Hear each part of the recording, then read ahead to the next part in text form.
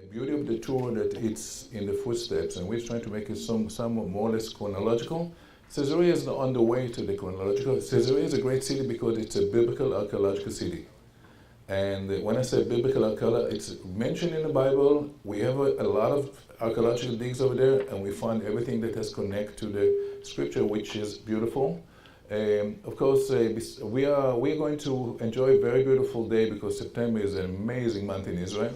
And usually that's what you're going to see, blue sky, very blue sea, and we're going to walk through the antiquities, and we're going to concentrate on a few things which are very close to our heart.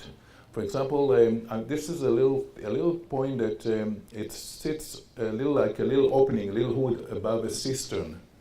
And the cistern is very unique because in that cistern, we exposed the cistern, we were digging over there, we took all the dirt, all the schmutz out, and then we found out that on the wall of the cistern, there's going to be written 3 times the name Shaul in Hebrew. Shaul, Shaul, Shaul.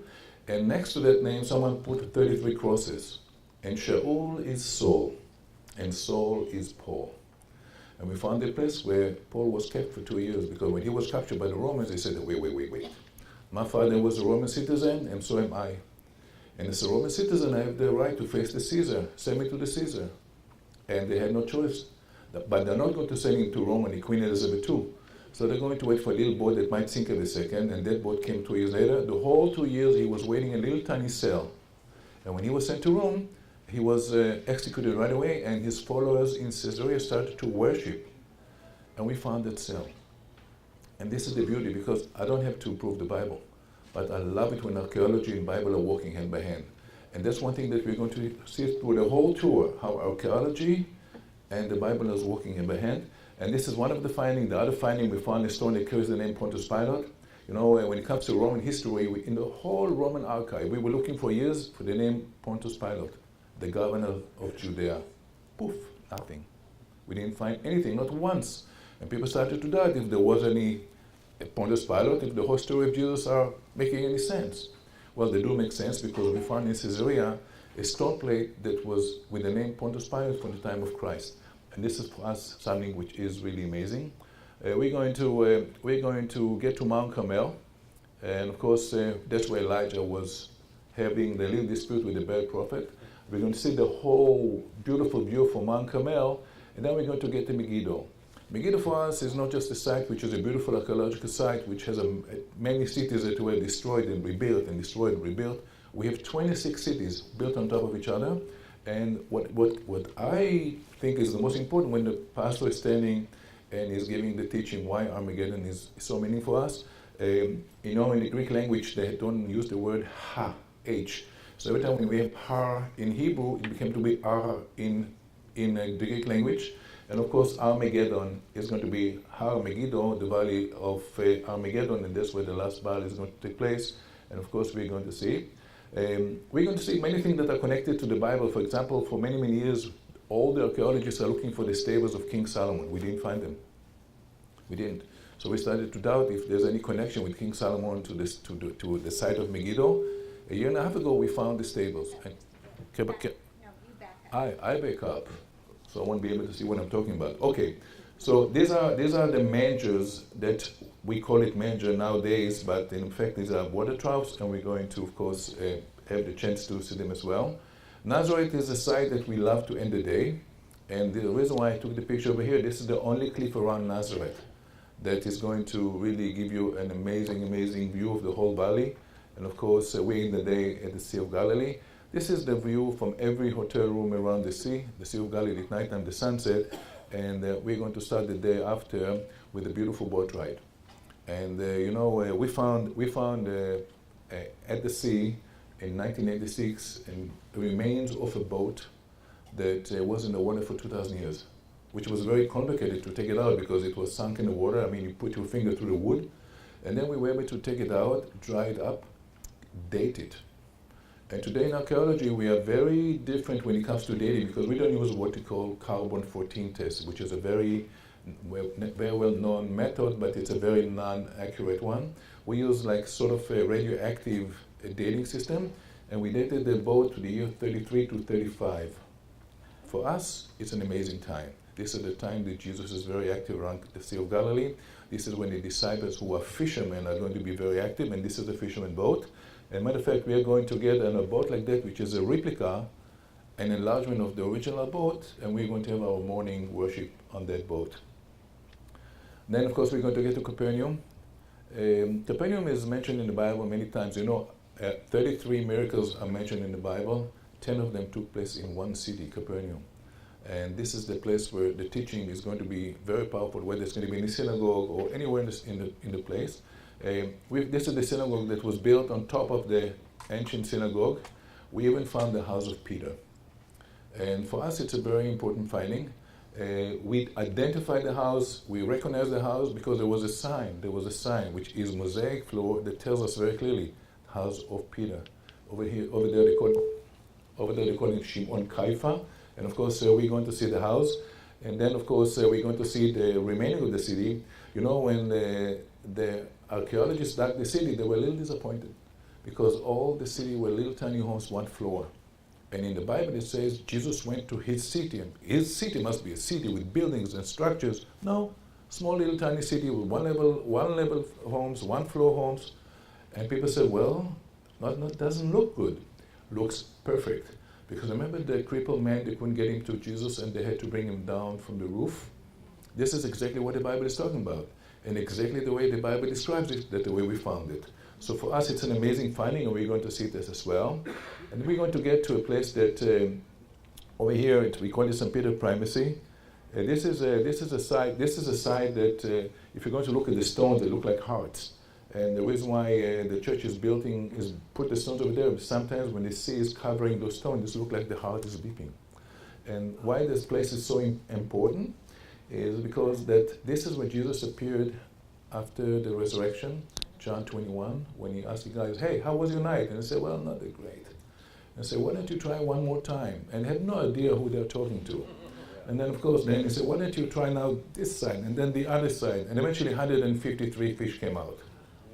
During the week, we come up to a very amazing understanding why do we have numbers in the New Testament. Because each and every time when there's a number in the New Testament, it has a Jewish meaning. Each and every time. I'm not just talking about the number 1, 3, 7, 12, 40. You can say, okay, 153. What does it have to do with the Jewish roots? We'll talk about it when we get there. If I tell you everything now, you'll never show up there. So this is one of the things that we are going to enjoy and having on the Sea of Galilee. We're going to enjoy very much having the St. Peter fish. It's almost a tradition. There's the St. Peter fish on the Sea of Galilee. We're going to see in the water. One of the most powerful teachings that every pastor is going to love is Mount of Beatitude. By the way, I want you to know I'm the assistant on the tour. Okay, it doesn't say Ronnie's tour. Okay, and we're going to have some amazing places for teaching, and this is one of the most powerful one. The Sermon on the Mount, Matthew 5, 6, 7 is going to be very lively over here. The latest excavation we have in Israel, I'm just going to go quickly, is Magdala. We excavated Magdala for the last 4 or 5 years. We found the only synagogue from the 1st century that exists in Israel is in Magdala, and we're going to talk about Jesus and teaching and healing in synagogues when we're going to visit the site. Over there we found a very Jewish symbol like the menorah, and you can see on top of that, of course, it's going to be the Rosetta that later on became to be a very Christian symbol. And it makes a lot of sense because the first Christian were Jews, so somehow there's a lot of reflection on when it comes to art. Baptismal is very powerful, and we're going to go. This is, people always tell me that one of the most powerful moments of the tour is when you step into Jordan River and you're going to be baptized. And September is a super duper month because the water is warm. And this is very, very, very important because when you come in February, the water is ice cold. So this is one thing that we are going to enjoy very much. Then we're going to pack everybody and we're going to go to Beit Shean. We're going to make our way up to Jerusalem by going through a Roman city that is completely Roman city. You know, sometimes when you go to Rome and you want to see the Roman city, you need 3 days.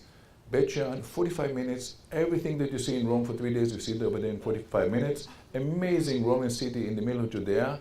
And of course, we're going to have a chance to see the city, which is next to the Tel. And by the way, this over there, we'll talk about King Saul and the whole story of King Saul around. And we're going to see the theater and understand that Beit Shean is a great site for archaeologists because, in archaeology we love disasters. It doesn't sound good, but it looks good. Pompeii, what a great disaster. And we had a beautiful from the archaeological point of view, disaster in Beit Shean. The city was completely destroyed by, of course, by the earthquake, and we came after a little bit and we restored it.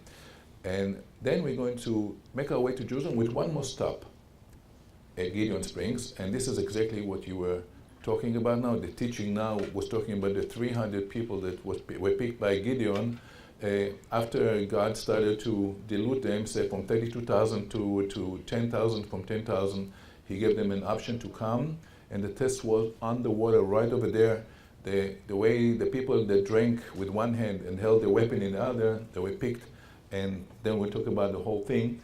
Amazing sight, looks so innocent, super powerful. And I wanted to know that, one second.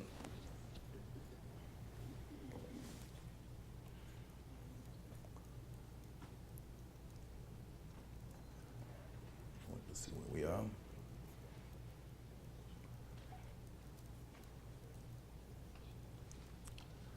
Yep, we're going to get again to the John River. We're going to get, I want to make sure I put it there. We're going to get again to the John River because we're going to stop at the site where John the Baptist baptized Jesus. And for many, many years we couldn't get to the site because it's right on the border with Jordan. And this is the actual site. This is the place, the two things happen here. From here Elijah is going to ascend to heaven. And then here come John the Baptist and he's going to baptize Jesus. And in Judaism, Elijah is the announcer of the Messiah. And in Christianity, John the Baptist is the announcer of the Messiah. So they were working in the same place, an amazing place. Now we can get there with no trouble. And we're going to have a chance to see the John River the way it looked like 2,000 years ago because it didn't change at all. Okay, and then of course we're going to go to Jerusalem. I want you to know that our tours are so interesting. They are so, people don't want to miss a thing. They keep on listening to every word I say. They never rest for a second. They are watching me and listening to me. And this is what I do to the group. This is I really overdid it a little bit here, but good tools. But we always tell the people when they come and they said, well, we are tired. The first 2 days you're in a jet lag, so I said, you can sleep. I don't really care. I mean, don't hide behind those glasses. I can see the head falling down. But if you sleep on me on the 5th, on the 6th day, something is wrong with us. But we're going to get to Jerusalem. We have an amazing walk into the city. And the reason why we're going to walk into the city is because when Jesus came to the city, he walked into the city. And if he could walk, so could us. And we are going to do an amazing traditional walk. And when Jesus saw the temple is more or less where you see the golden dome over there. When he saw the temple, he stood and he said 3 blessings in Hebrew.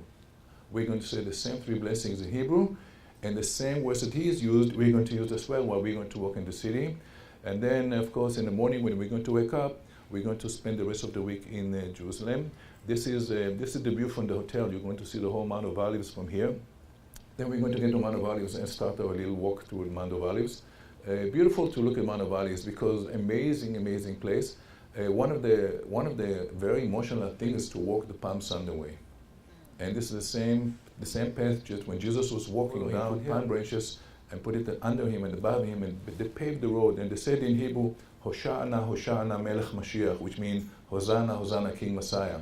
And we're going to walk the same path, which is, if someone cannot walk, we can always find someone, transportation. But we're going to go eventually, we're going to get to the Garden of Gethsemane, to the Church of All Nations, which is for us very unusual. You can see I took a picture of some trees because for years I used to come into the garden and say, you see the trees? Very old.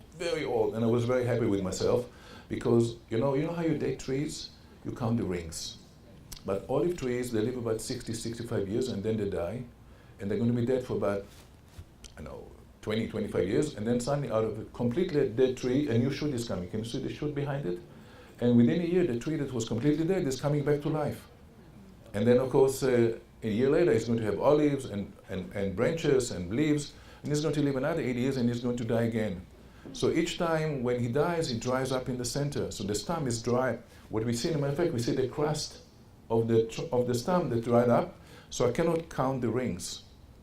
So I used to say, very old, and I was very pleased with myself. About 5 years ago came a bunch of people from Oxford University, and they started to, some biblical botanical expert, and they took pieces from the branches, and they sent it to laboratories in Oxford University. And 5 months later, they came up with an amazing article that says that 6 trees in the garden, they're over 2,000 years old. And if they're over 2,000 years old, they were there on that very same night. And we're going to experience it. So these are the trees. I put here a picture of the pools of Bethesda, the way they looked 2,000 years ago, 2 big pools. One of the few sites that we identify with no doubts in Israel. I have to tell you the truth, in the whole state of Israel, we have maybe 6 or 7 sites that can come and say, this is the place, without using the word traditional. Because many sites we lost them, or we're not so sure, or we can't prove, or we cannot verify. So we call them traditionals. This is a site that we know from John 5, the man who was in handicap for 38 years, great teaching. And then, because I heard you singing, we'll put you into one of the churches that has the most amazing echo in Jerusalem. And when the whole group is going to stand over there, we're going to sing, and you'll never believe how loud and how strong is the echo from the singing, St. Anne Church. And then we're going to walk along the Via Dolorosa. We're going to see most likely groups walking with the cross along the way of the pain, the way of the suffering. We're going to get to the Church of the Holy Sepulchre. We do visit the Holy Sepulchre mainly to show you that there's another option for the crucifixion site, and maybe to show you how much we're going to love the Garden of Gethsemane. But we are going to show you the Church of the Holy Sepulchre, which is about 900 years old. The reason why I put this guy, the guy in the picture, is because this guy, as crazy as it sounds, he's a Muslim guy. His name is Nusayba, and his grandfather on July 4th, 1187, was fighting the Christian Crusaders, and most likely he was a good soldier, because at the end of the battle, Salah ad-Din came to him and said, "Wow, you really did well. I want to reward you somehow. Here, have a church." I said, "Thank you." And this guy owns the Church of the Holy Sepulchre, a Muslim guy. Can you believe it? 2 billion people in the world are looking at the Church of the Holy Sepulchre as the holiest site in the world. For the Greek Orthodox, Catholics, Armenian, Coptic, Ethiopian, they'll say, "Wow." And all that beautiful, amazing site belongs to him. And he has a deed. He has a business card that says the guardian and the doorkeeper. And he comes every morning and every night, and he locks the church, and he opens the church. Unbelievable. A Muslim owns the church. This is unbelievable. Bethlehem is a powerful visit. The Nativity site, the Nativity Church, which is indicated, of course, the birthplace indicated with the silver star. And of course, we're going to have a chance to see the shepherd field as well. And I put some goats and sheep to make sure that it looks authentic. And then, of course, we're going to spend a day in the desert. And I know this is a desert. I know Texas is a desert. This is a different desert. Matter of fact, the place that I just point out, this is the place where we find the Dead Sea Scrolls. Very important for us, because we, as Christians, we want to find out what exactly words Jesus used when he was reading from Isaiah 61 in the synagogue in Nazareth. And we found that version. We found that Bible, and it's a Bible in Hebrew, that everything was written in Hebrew. We're going to see the place where David was hiding from Saul. Remember when he ran away to the desert, he went to Assis, and this is a lot of water is going to be around there. And of course, we're going to spend some time over there. And because it's September, I don't mind if we take our shoes off and jump into the water and fresh up a little bit.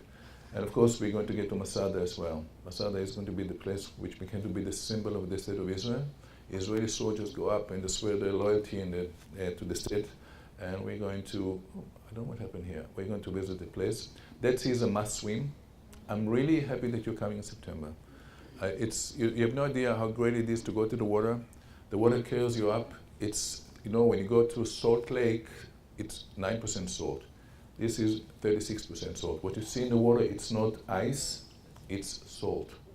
And sitting in the water, and the water is pushing you up, and you sit like that, and you feel amazing, I think this is one of the most incredible things that you can do to your body. You come out and you touch your skin.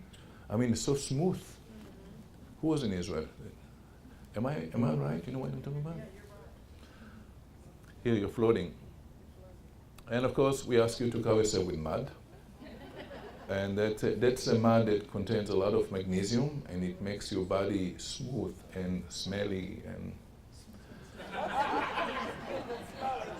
Cardo Jerusalem.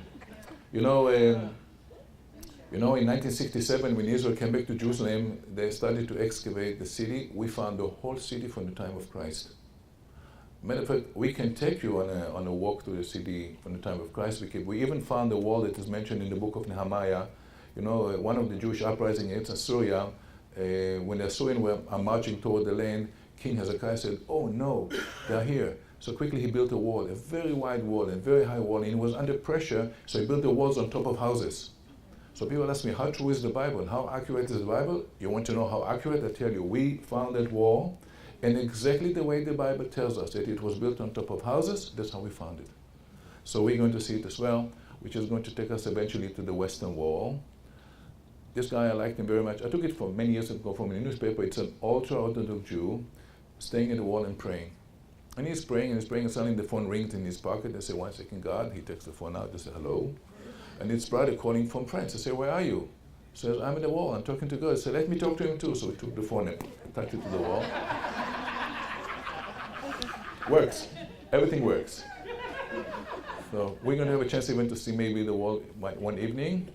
And then we're going to go to what we call the Southern Wall, which is going to be the main entrance to the temple. Jewish people used to enter the temple from the south. And why is it so powerful? Because of those steps. Those are the original steps that Jesus was sitting on.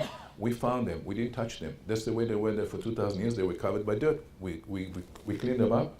Jewish people used to enter the temple from one side and come out from the other. Now, Jesus as a rabbi, he would never stand on the way because people were so excited to come to the temple and sacrifice and pray. So he was waiting on the way out. When everybody was relaxed, overwhelmed, they saw a rabbi sitting. By the way, the rabbi is always sitting and the students are standing. And they all stand around the rabbi, and people came out of the temple and they saw someone sitting and talking, and now we have a sense of curiosity. What is he talking about? What is going on? So there were always a lot of people around Jesus while he was teaching on those steps. So we go there. This is where we have one of the teachings, and we're sitting on those actual steps that he was sitting as well. Then we're going to get to the city of David. I like the city of David because it's nice to walk through. I like even some of the findings which makes me smile. For example, this house, we found a house that you can see the little floor and some columns over there. It was a very wealthy family. We found a stone that one of the members of the house, his name was Achiel, so we call it the house of Achiel. And we found out those people that live over there, they were super duper wealthy Jewish family. And how do we know? Because we found out they had a little room by the name of toilet. Now, not many people had toilets 2,500 years ago because usually you have to eat and go somewhere. But Jewish sages always said, who's wealthy? Someone that his toilet is close to his table, so you don't have to walk much. And we found, when we find toilets in archaeology, we love it more than anything else because you never know what we're going to find there. We call it the prayer of the archaeologist. And we were hoping that maybe someone 2,500 years ago in a cold night went out and whatever came out froze. And that's exactly what happened. Someone came out, whatever came out rolled and froze. And we found that little tiny feces after 2,500 years. And you should have seen the excitement of the archaeologists. Wow, look at that, with the tweezer and La Colombo, tweezer and plastic bag. And we were able to date this little tiny feces to the year 586, which is the time that the Babylon is putting siege on Jerusalem. And then we found out that people were starving. They had nothing to eat. So what they did, they were eating the weeds and everything. But this family, they had a piece of meat, but they couldn't find wood to cook the meat, so they're stretching the meat and stretching, and eventually they turn it in, put it on the rock and let it dry up on the rock, and it's beef jerky that we have here.